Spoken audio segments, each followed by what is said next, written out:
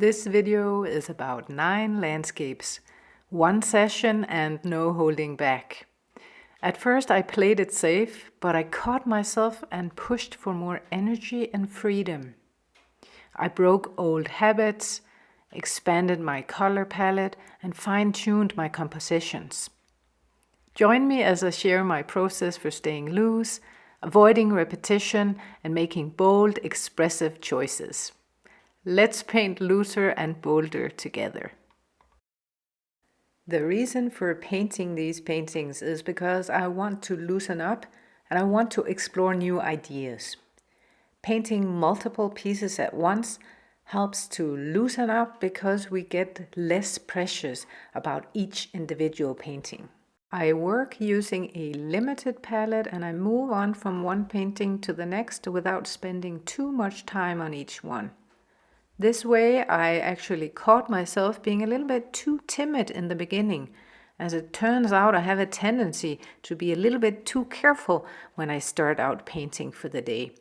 But seeing the paintings together like this, it was easier for me to push past that fear and commit to being more expressive and using more energy in my paint strokes. And that is because I have 9 paintings to work on. Not everything is riding on just one painting. I have 9 paintings to get going and experiment on, so there's not the same amount of pressure. I used a combination of a silicone tool to make bold gestural marks, and I used large brushes as well for some dynamic brushwork. Using different tools for variety and interest is always a great thing. Now I want to balance out the mark making a bit, so I'm introducing a little bit of charcoal. Here I am thinking about contrasting some of the more controlled mark making against the bigger, bolder, expressive work. Working with charcoal is fun, and I love that very stark contrast that I get from a charcoal line versus more of a solid, flat color.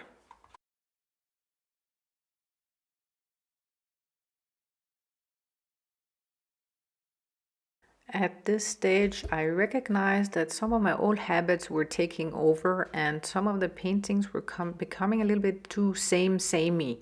So I introduced some layers of spray paint to loosen up that mark making and keep things fresh and exciting.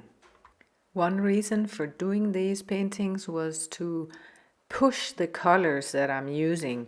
So I want to identify when my colors start feeling predictable, and then I want to push those colors. So here I want to introduce some really acid green color and also using maybe some pure or unexpected hues for vibrancy, for example. This is another way that you can kind of spice up your landscapes and make them more expressive. Also, you don't have to mix all your colors using a brush. You can go in like I'm here, using some neo color to add that little bit of a punch of color.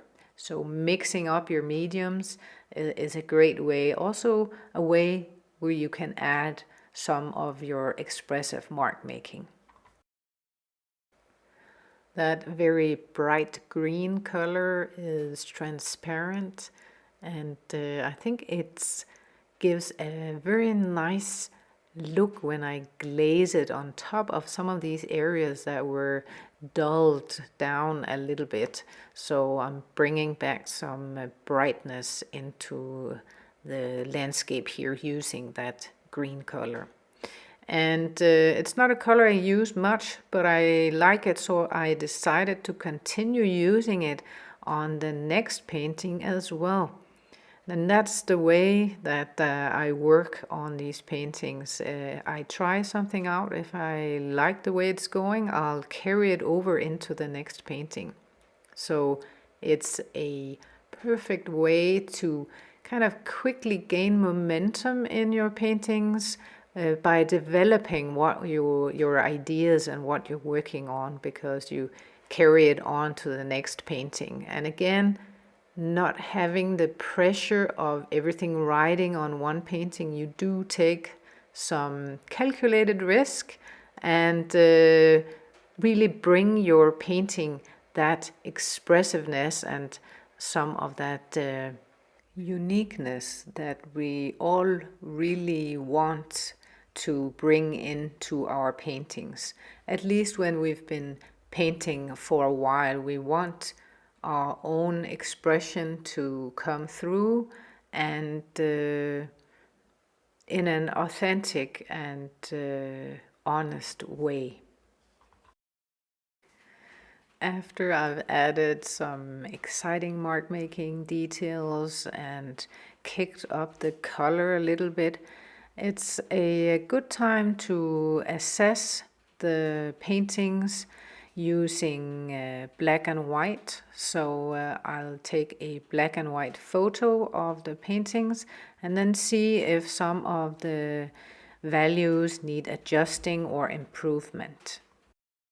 Another great way to check if your paintings are good and finished is to use a viewfinder. Here I'm using a mat, a paper mat, to just isolate the painting one by one and check to see if I feel they are finished or if they need any adjustment. Another way to isolate your painting if you don't have a mat is to take a photo of your painting on your phone and then look at the painting on the small screen of your phone. It's a great way to see colors and values and kind of get a bit of a distance to your painting. Before I go, I want to tell you about my free painting guide, 5 proven ways to loosen up your painting style. So if you haven't gotten your copy of the free guide, you are welcome to download it for free via my website. You can find the link below the video here.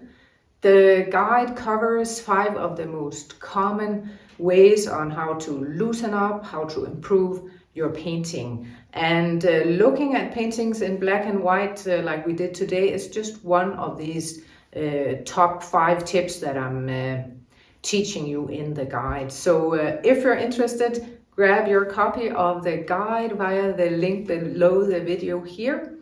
And thank you for watching all the way to the end, and see you in the next video.